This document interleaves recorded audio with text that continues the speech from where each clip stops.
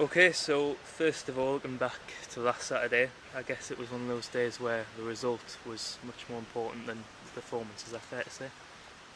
Yeah, definitely. We needed the 3 points, and like I said, I would have taken a 1-0 result before the game, but I'm well aware we need to play better if we're going to pick up points consistently. We need to improve on the performance. I know that solidity at the back is something that's important to you.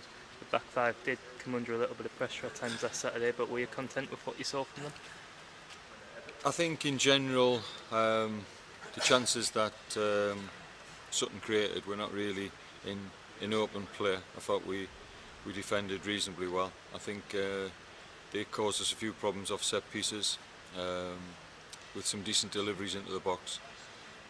But we need to keep clean sheets. We've had 3 clean sheets in the 8 games, and we need to get more than, obviously, is it percentage. I want to try and improve on that during the season, and we must make sure that we're solid at the back. Looking at the table, your next 3 games are all against teams in the bottom 8.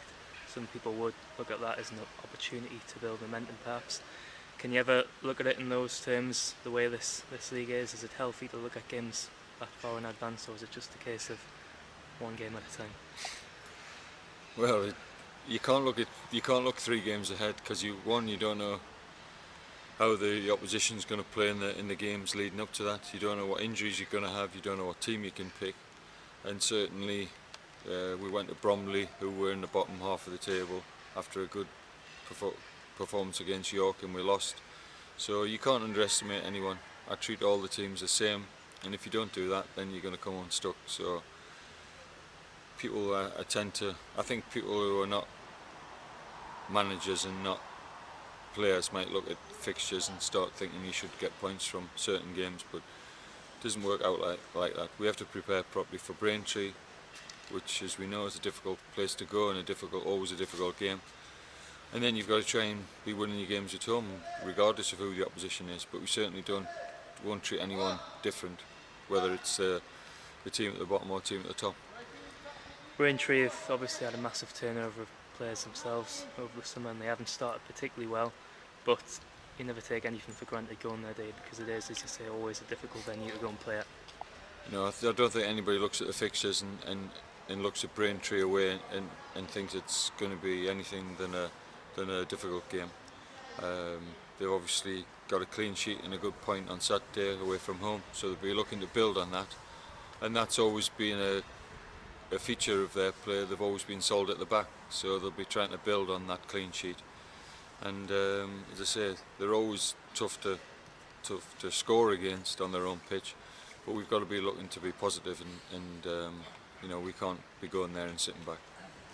Injury-wise, I believe there has been something of a setback in the last 24 hours. Can you tell us a little bit more about that? Yes, Toby Ajala got injured yesterday in training. I think he's broke a bone in his foot, so just have to see what the extent, whether it's you're talking about with a break like that, it could be a couple of weeks, could be 6 weeks, depending on where it is and which bone it is.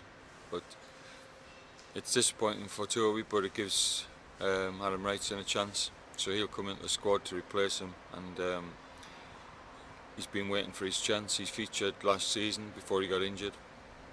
I think he's had a few problems coming back pre-season in terms of his fitness, but certainly I'm glad to have him back in the squad, and I believe he can make an impact.